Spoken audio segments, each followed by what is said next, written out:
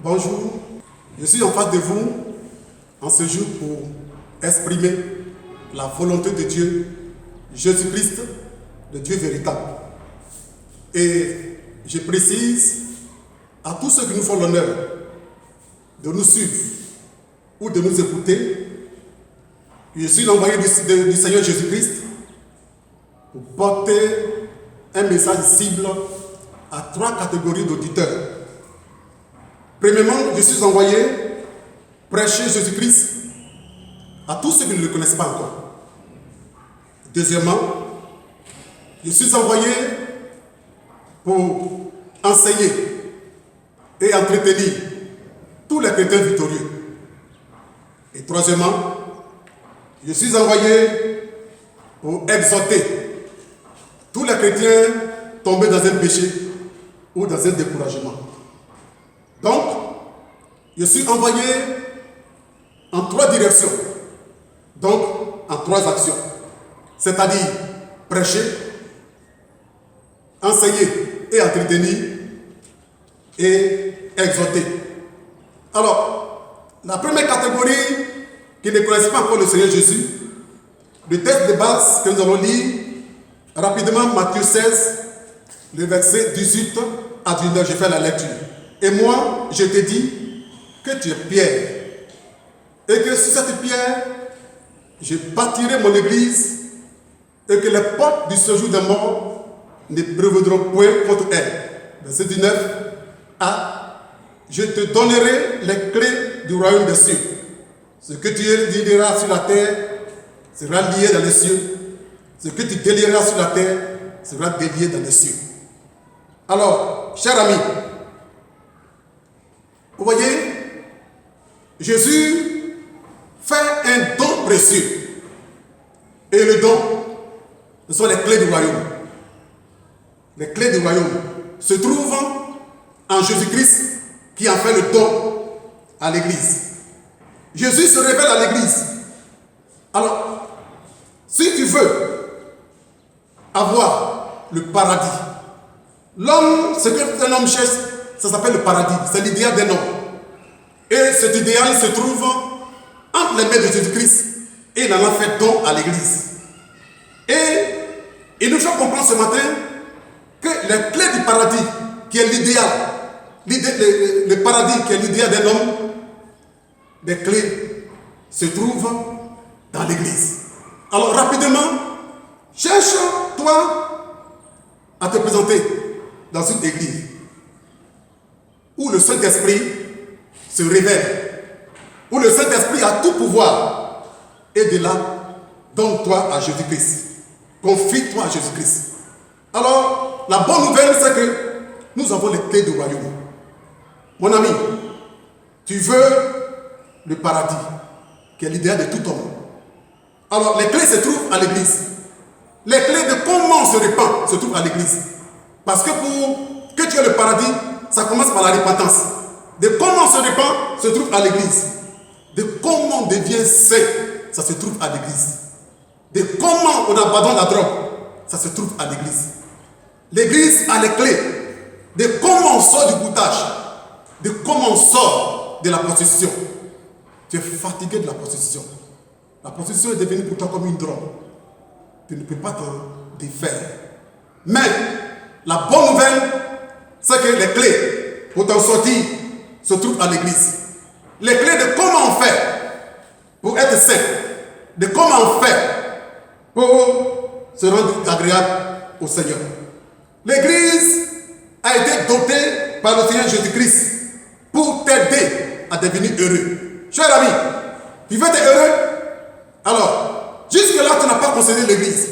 Mais aujourd'hui, l'heure est arrivée pour que tu vas rapidement, après le confinement, je t'exhorte, après le confinement, va rapidement dans une église où le Saint-Esprit est aux commandes.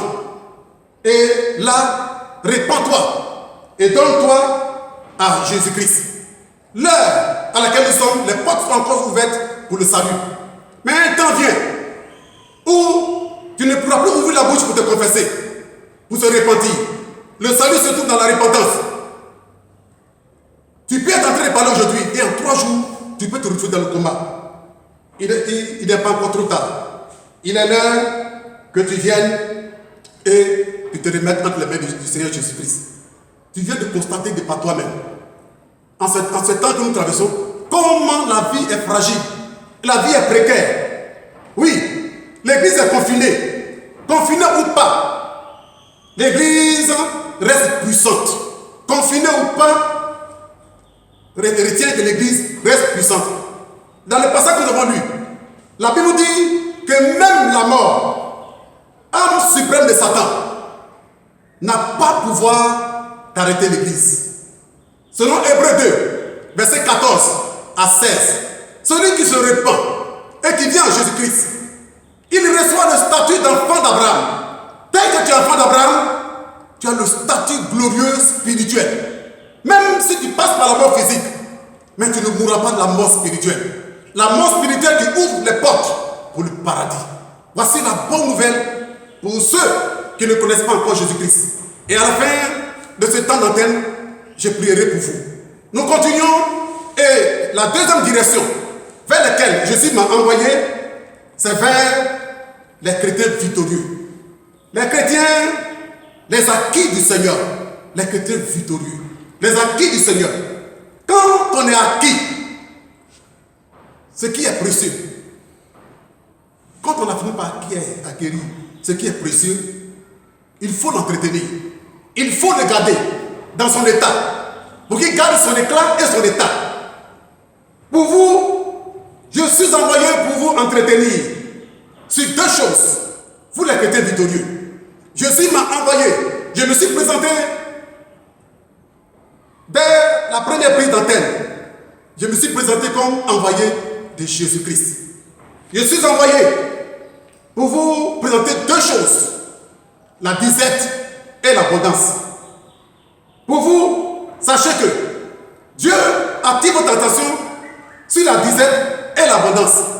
Et pour cela, le texte de base, c'est Philippiens 4, versets 12 à 13, que nous allons lire pour que chacun puisse comprendre ce que Dieu veut nous dire. Je sais vivre dans l'humiliation et je sais vivre dans l'abondance. En tout et partout, j'ai appris à être rassasié et à avoir faim, à être dans l'abondance et à être dans la disette.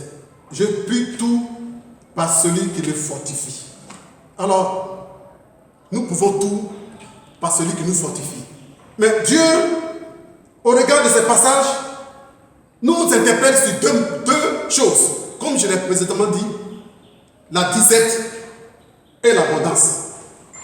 Selon Proverbe 30, verset 8 à 9, que nous ne pouvons pas lire, le risque, c'est qu'être trop pauvre, on peut se mettre à voler et se mettre à attaquer le nom de Dieu.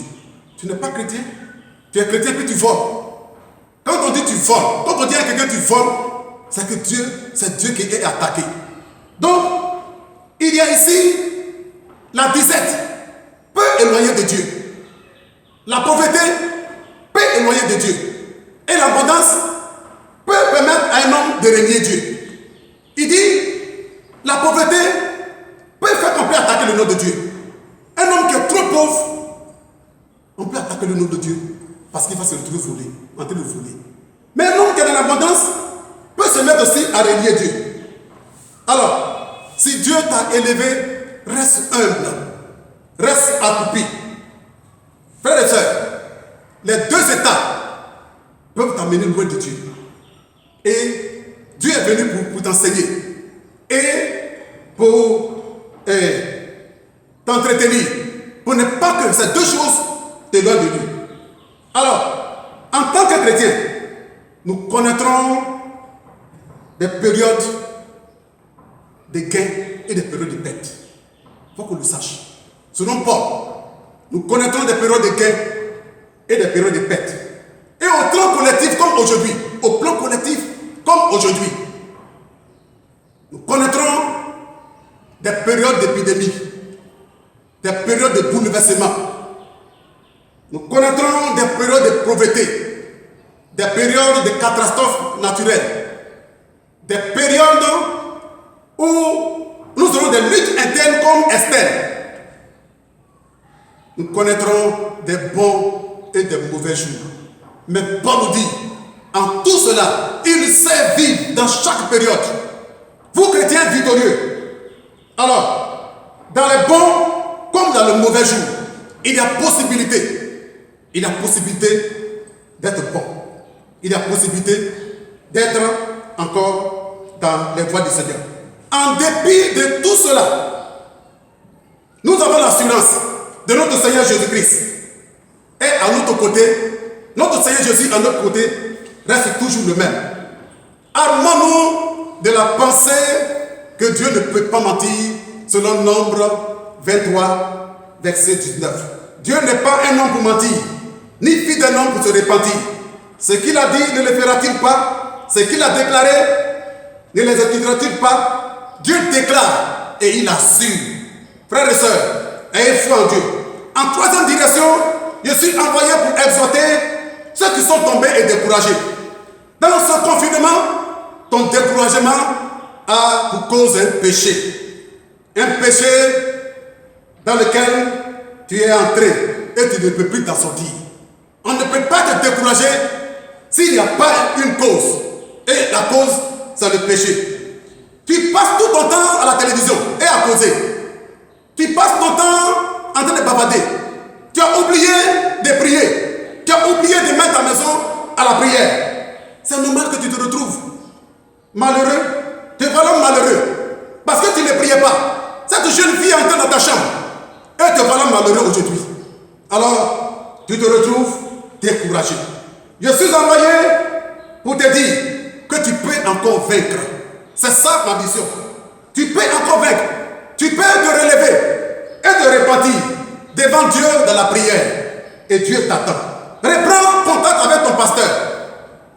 Il y a un puissant témoignage dans le message d'Apocalypse 12, verset 10 à 11. Il dit ils l'ont vaincu à cause du témoin de sa parole. Il y a un puissant message pour la victoire. Il y a un puissant témoignage pour faire taire l'accusateur. Je suis venu te dire que malgré que tu sois tombé, il y a possibilité de te relever. Je te montre aussi le témoin de David. David, l'homme qui est tombé. Je suis envoyé vers toi en ce jour. Et je suis ton Nathan. Et toi tu es David. Je suis Nathan pour venir te dire ce que tu as fait. Je suis Nathan qui parle à David le vainqueur. Il a été un vainqueur qui est passé par le péché. David le champion peut se relever encore. David le champion, dès qu'il a écouté Nathan, il s'est repenti et il s'est relevé. Alors ton histoire ne peut pas s'arrêter à cause d'un problème de péché. Ton histoire ne doit pas s'arrêter parce que tu as péché ou bien un découragement est venu sur ta vie.